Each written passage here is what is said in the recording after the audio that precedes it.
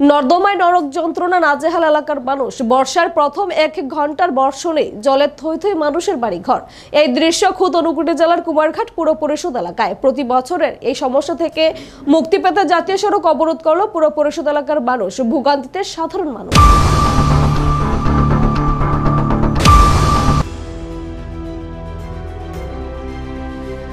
বর্ষার প্রথম দিনের ভারী বৃষ্টিতে জলে ডুবল পুর পরিষদ এলাকার বাসিন্দাদের বাড়িঘর। এলাকায় জল নিকাশি ব্যবস্থা বন্ধ হয়ে পড়ায় জল দাঁড়িয়ে পড়েছে সংশ্লিষ্ট ওয়ার্ডের অধিকাংশ বাড়িতে। বছরের পর বছর ধরে অভিযোগ জানিয়েও হচ্ছে না এই সমস্যার সমাধান।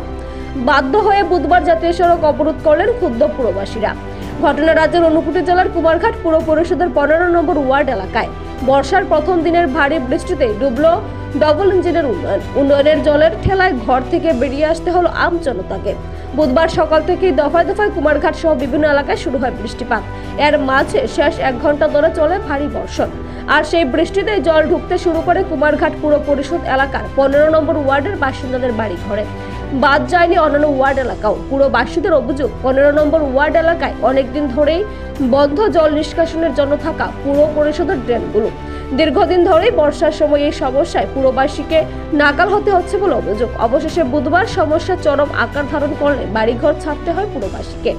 ক্ষুব্ধ হয়ে তারা কুমারঘাটের রাতিয়াবাড়ির ট্রাক সেন্ট্রিগেট এলাকায় অবরোধ করেন আসাম আগরতলা জাতীয় সড়ক। বুলটি শিল নামের এক আন্দোলনকারী অভিযোগ করেন, পুর পরিষদের গাফিলতিতে ড্রেন সংস্কার না হওয়ায় মানুষের ঘর ডিঙিয়ে বৃষ্টির জল নেমে আসে রাস্তায়। শুধু তাই নয়, এলাকায় নেই তাদের উপযুক্ত যাতায়াতের রাস্তা। ফলে বর্ষার দিনে রেশনের সামগ্রী মাথায় করে নিয়ে যেতে হয় নিজেদের ঘরে। তাছাড়া রাস্তার দুরবস্থায় এলাকায় ঢুকে না কোনো গাড়ি, যার ফলে অসুস্থ রোগীদের কাঁধে চাপিয়ে গাড়িতে তুলে নিয়ে যেতে হয় হাসপাতালে। তিনি অভিযোগ করেন, সমস্যা নিয়ে স্থানীয় পুর পরিষদ এবং মহকুমা শাসককে লিখিতভাবে জানানোর পরও হয়নি কোনো সুরাহা। আমরা 15 নম্বর ওয়ার্ড রতিয়াবাড়ি ট্রাক সেন্ট্রিগেট। আজকে আমরা এখানে আশেপাশে কোনো দিকে কোনো ড্রেনের সুব্যবস্থা নাই, যার কারণে আজকে এই একদিনের বৃষ্টিতে আজকে আমরা ঘর ছাড়া হয়েছি। ছোটো বাচ্চা আছে, বয়স্ক মানুষ আছে, সবাই দেখেছে। আজকে আমরা বাড়ির ঘরের ভিতর হইয়া মেন রাস্তা দিয়ে জল বাইরেছে, রাস্তা জল যাওয়ার কোনো নাই। যতটুকু গেছে তো গেছে, এখন কিন্তু ঘরে আমার এখন এটা আর জল সত্য না। রাস্তা দিয়ে যেটা যাওয়ার গেছে গিয়ে এখন কিন্তু ফুল এতটুকু আমার ঘরের মধ্যে জল।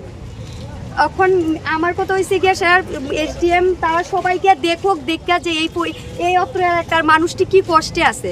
শুধু তো জলের ব্যবস্থা না, আমরা যদি রেশনটা নেই, মহিলারা মাথাত করে সার লইয়া যাইতে লাগে, রাস্তা নাই। একটা মানুষ অসুস্থ হইলে তারা এইভাবে বইয়া ওইখানে আইনা সেটা, তারপরে আমরা রুগী লইয়া যাইতে লাগে। সবাইকে তোমরা এরিয়াত কোনো টুকটুক ঢুকতো না, কারণ তোমরা এখানে রাস্তাঘাট খুব বাজে। এটা তো আজকে কয়েক বছর ধরে এটা মানে রাস্তাঘাটটার তো সমস্যা খুবই, আর ড্রেনের সমস্যাটা আজকে বর্ষখানিক ধরে হইতেছে। আগে তো অন্য কেউ পুকুর আসতো, ওইখানে আয়া পুরা যাইতো গা, অনেক সবাই পুকুর বড়াই নিয়েছে, অনেকের জায়গা খালি আসতো, ওই জায়গা গিয়ে পড়তো, তখন তারাও জায়গা বড়াই নিয়েছে। আমরা অ্যাপ্লিকেশন দিছি যে এখানে ড্রেনের একটা ব্যবস্থা, ড্রেনের হয়তো আমরা অ্যাপ্লিকেশন অলরেডি 2-3 মাস আগে দিয়ে রাখা হয়েছে, কিন্তু এখন অব্দি কেউ তারা আয়াসে ওখানে দেখছে না কিছু। পৌরসভার দেওয়া হয়েছে একটা, এসডিএম অফিসে দেওয়া হয়েছে একটা।